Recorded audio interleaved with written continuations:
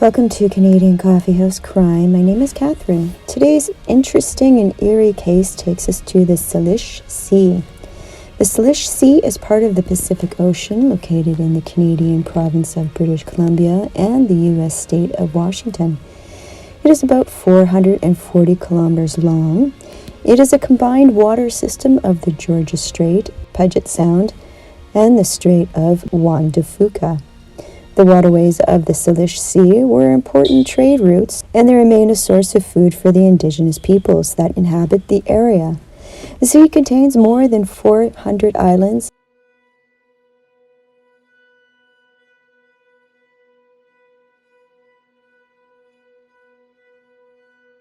It is home to kelp, 253 fish species,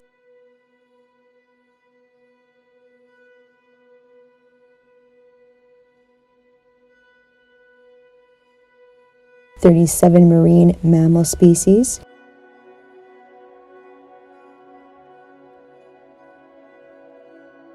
stellar sea lions, humpback whales,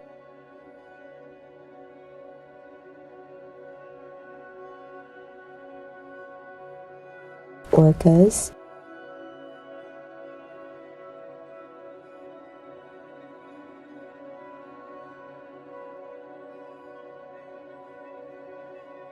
sea otters, and 172 different bird species.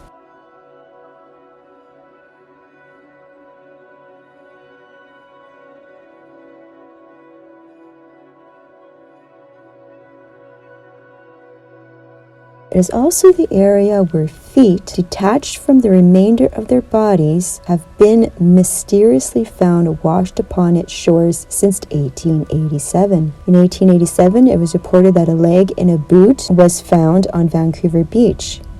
On July 30th, 1914, the Vancouver Sun reported a human leg encased in a high boot was found on a beach near the mouth of the Salmon River. It was thought the remains were from a man who had drowned in the river the previous summer. August 20th, 2007, Jedediah Island, BC, a girl visiting from Washington picked up a size 12 Adidas shoe and opened the sock to find a man's right foot. His remains were identified as those of a missing man suffering from depression. August 26, 2007, Gabriola Island, BC, a man's right foot discovered by a couple. The shoe was a size 12 white Reebok. February 8, 2008, Valdez Island, BC, a right foot in a size 11 Nike. The remains were identified as 21-year-old Surrey man reported missing 4 years prior, whose death is considered not suspicious, indicating either misadventure or suicide.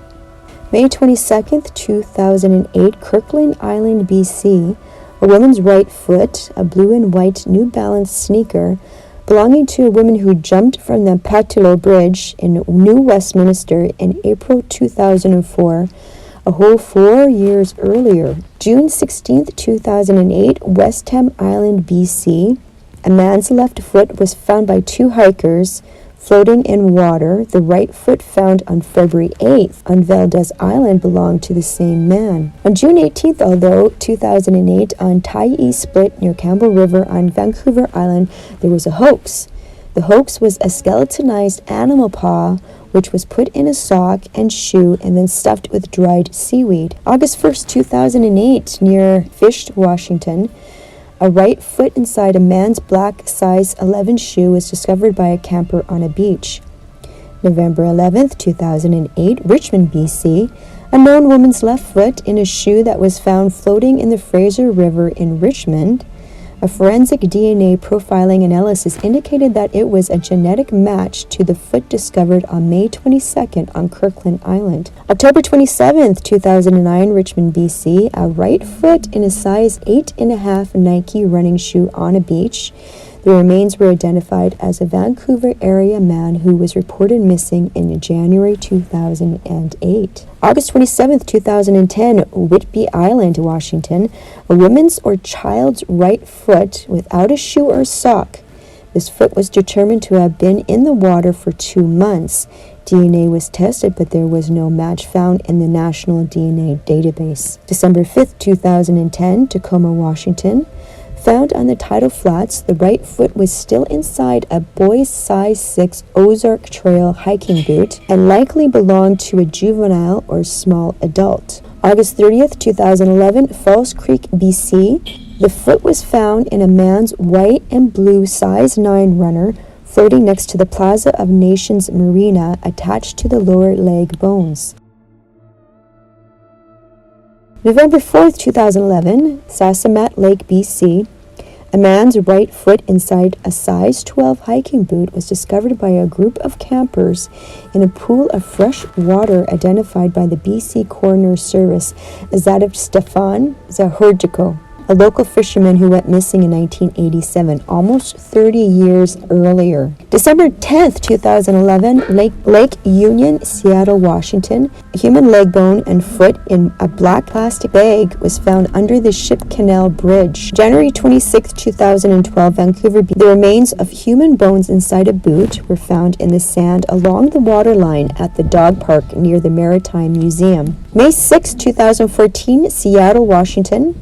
A human foot in a white New Balance shoe was found along the shoreline of Centennial Park near the Pier 86 grain terminal. February 7, 2006, Vancouver Island, BC. Hikers on Botanical Beach near Port Renfrew found a foot in a sock and running shoe. February 12, 2006, Vancouver Island, BC. A foot washed up near Port Renfrew. The coroner service said it matches one found there on February 7th, 5 days earlier. December 8th, 2017, Vancouver Island, BC. Remains of a leg with a shoe attached, washed up near the settlement of Jordan River.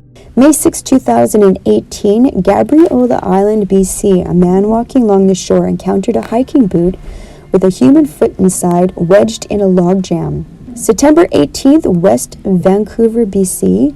A foot within a light gray Nike shoe was found on the shore near the 30th Street Beach access point in West Vancouver. January 1st, 2019, Jetty Island, Everett, Washington. A foot found in a boot, later tied via DNA to Antonio Neal, missing since December 12, 2016, 3 years earlier. November 21st, 2021, at Locust Beach, Bellingham, Washington. A size 7 Brahma work boot was found washed up. Inside the boot was a tube sock containing the bones of a right foot.